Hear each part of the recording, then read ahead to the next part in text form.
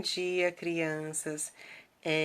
A Tia Gardênia, estamos em um momento de avaliação, mas eu não poderia deixar de fazer a correção das questões que eu passei na aula passada de história, certo? Então, esse momento de história é para fazermos assim uma breve revisão e corrigir as 3 atividades, tá bem? Para vocês se familiarizarem mais aí com as atividades avaliativas, as globais, tá bem? Então, o nosso tema é do campo à cidade, né? Vocês estão vendo aí as pessoas chegando na cidade, né? Elas vieram do interior, estão mortas de feliz, com expectativas aí de procurar melhores condições de sobreviver, ter a sua saúde, educação, a sua moradia, que é o que todo mundo precisa, né? Então, eles estão aí nessa busca, tá? Mas para isso, a gente vai iniciar, como sempre, com a nossa oração da manhã, tá bem? Com a nossa oração. Escolhi essa para hoje. Querido Deus, em tuas mãos eu coloco o meu dia, a minha vida, os meus familiares e amigos. Em ti deposito toda a minha confiança. Abençoa, Senhor, cada passo que eu der, cada decisão que eu tomar, cada escolha que eu fizer. E ensina-me, Senhor, a fazer a tua vontade. Não me deixe tropeçar nem desistir, mas fortaleça-me, Senhor, para que eu possa prosseguir. Amém. Essa é a mensagem para a nossa aula de história.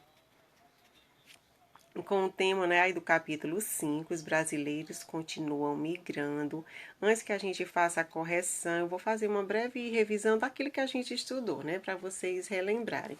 Então, os brasileiros continuam migrando, né, que foi um passado rural. Quando se fala em passado rural, isso quer dizer que atualmente as pessoas vivem mais na cidade, né? Eles fizeram esse processo migratório, né, que a gente chamou até de êxodo rural, né? O que é o êxodo rural? É a saída das pessoas do campo para a cidade para buscar melhores condições de vida. Temos aí o processo, então, migratório, né, que é diferente, êxodo rural e migração. E o que é o processo migratório? Ocorre de um país para outro, de uma região para outra, ou dentro do próprio país, ou dentro da própria região, tá? E com relação aí às datas, né? A gente não decora as datas, mas não custa nada a gente lembrar que em 1950 as pessoas elas viviam lá no campo e já em 2010, né? Estamos em 2020, as pessoas passaram a viver mais na cidade. Se vocês conversarem com as pessoas de Viçosa, vocês vão perceber que muitas delas moravam no interior e que hoje vivem na cidade de Viçosa, tá bem? Então, em 2010 as pessoas já começaram a ir para a cidade. E o Nordeste, né, que é a nossa região, região Nordeste, foi a região brasileira de onde mais ocorreu a migração. Mais pessoas saíram, né? Eles eram chamados até de retirantes, né? Pessoas que saíam para buscar melhores condições de vida em outras regiões. Então, nossa região Nordeste aí ela se destaca por esse processo migratório. Lá em Tecendo Saberes, pergunta por que as pessoas, né, saiu tanto do campo para a cidade. Eu vou até abrir aqui na página 140, que diz o seguinte: muitos camponeses pobres, eles não possuíam terras para plantar e precisavam trabalhar nas lavouras de outras pessoas. Além disso, as pequenas propriedades são compradas pelos donos de grandes propriedades. Então, assim, cada vez menor o número de pequenos agricultores. Já na década de 1970 a 1980, os grandes movimentos migratórios ocorreram devido à função mecanização da agricultura, ou seja, devido à função da mecanização da agricultura e da consequente expulsão da mão de obra do campo, ou seja, as pessoas não tinham mais em que viver, em que trabalhar, porque o transporte, né, aí as máquinas estavam substituindo os trabalhos, né, humanos. Então, as cidades grandes e médias, elas atraem a população rural que tem esperança de melhores empregos em setores como a indústria, né, o comércio e a prestação de serviço. Você vê aí na cidade, tem o comércio, tem no hospital, na escola, Tudo isso aí são prestações de serviço, viu? As indústrias nas grandes cidades. Então, a mecanização foi essa força que levou as pessoas a saírem do campo para a cidade, tá bem? Então, no, o Brasil, ele é um grande produtor agrícola. Vocês sabem que ele produz a soja, o milho, a cana-de-açúcar. E nos primeiros tempos da colonização portuguesa, olha o que o Brasil, né, cultivava, né?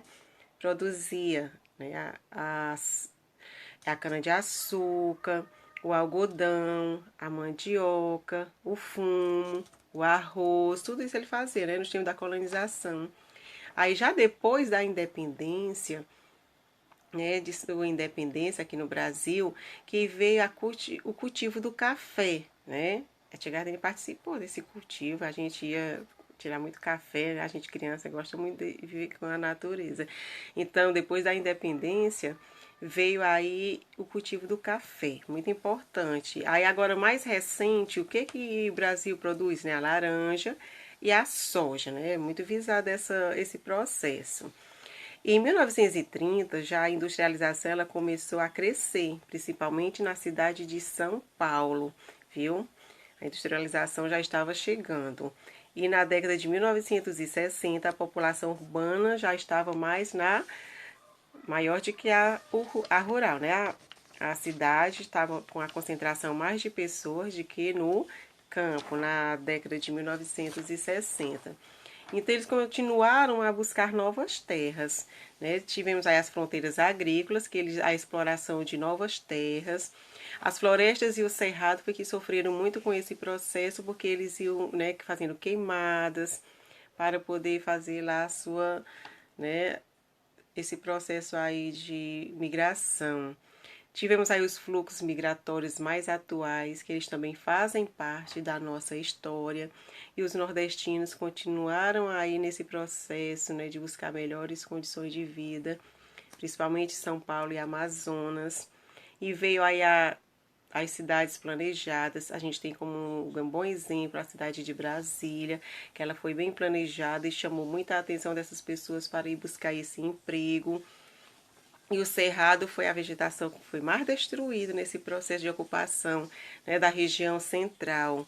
As cidades satélite, né, que foram formadas porque as pessoas que foram trabalhar lá em Brasília não quiseram mais ir embora, então ficaram lá nos alojamentos, né, morando lá. Eu acredito que vivem lá até hoje. E as pessoas que foram também buscar essas melhores condições de vida ficaram nesses lugares, por isso que foram chamadas de cidade satélite.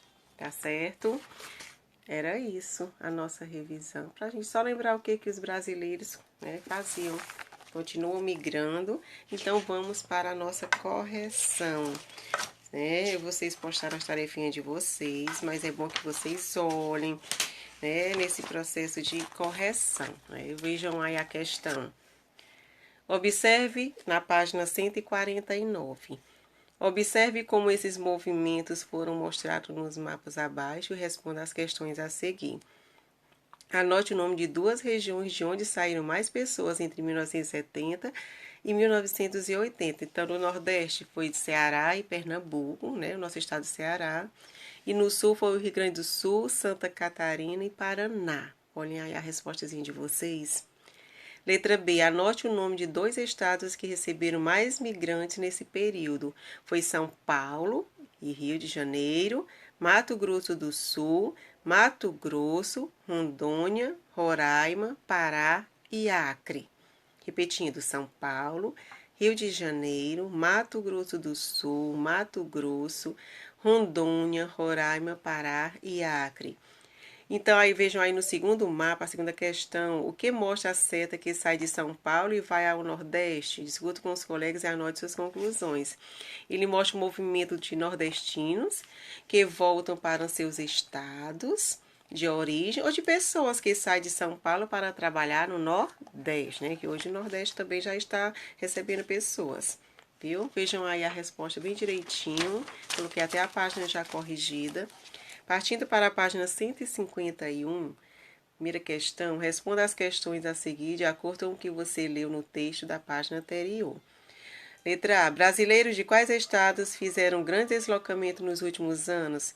Foram principalmente os gaúchos, como são conhecidas as pessoas que nasceram no Rio Grande do Sul, além de pessoas nascidas em outros estados do Sul e do Sudeste, né? Vocês que leram aí esse textozinho, viu? Da página 150. Letra B. O que acontece hoje na região de Mapitomba? Hoje, nessa região, há um grande número de imigrantes que chegaram no Rio Grande do Sul e dos demais estados do Sul. Eles migram em busca de terra barata e com condições propícias para o cultivo de alguns produtos, principalmente a soja que eles trabalham. Esses migrantes levaram para o lugar onde chegam novos hábitos e incorporam parte dos hábitos da região, certo? Vejam aí. Bem direitinho, né? A primeira questão, a letra A e a letra B, viu? Tá para vocês entenderem bem direitinho aí essa questão. Então, vamos lá para a página 152. Primeira questão.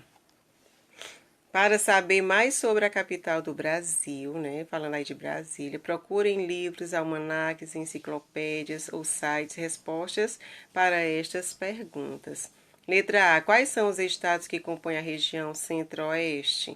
Para responder, né, vocês iriam consultar um mapa político do Brasil em um atlas e anote aí as siglas dos estados. Então, era Mato Grosso, como sigla MT, Mato Grosso do Sul, como sigla MS, e Goiás, GO, né? Poderia ser até só essas questões, mas se vocês querem complementar como temos ainda o Distrito Federal, né? Que embora não seja um estado dividido em municípios, é também uma unidade federativa. Mas se vocês quiserem colocar só Mato Grosso do Sul e Goiás, pode ser, viu? Onde se localiza Brasília? A letra B se localiza no Distrito Federal. Só para concluir aí essa informação que está, ela fica encravada no estado de Goiás. O Distrito Federal é o território onde está localizada a capital do governo federal, ou seja, a sede da República. No Distrito Federal está Brasília e outras regiões administrativas, como foi falado em outras aulas, como Taguatinga, Ceilândia, certo? E a segunda questão e última, qual é a vegetação original que foi e continua sendo destruída para a ocupação da região central do Brasil? É o cerrado, né? Continua sendo explorado, viu? Essas são as respostas, estão aí, viu, crianças? Vocês podem dar uma olhadinha, parar e ver aí as respostas, ver se coincide aí com a resposta que vocês colocaram, coloquem de certo e estudem. Né? A tia está aqui para tirar as dúvidas, qualquer coisa me pergunte. Peço a Deus que as avaliações, né, vocês não tenham tanta dúvida. Assistam o vídeo que vai ajudar muito a vocês. Era isso por hoje. Estudem, tchau e até a próxima.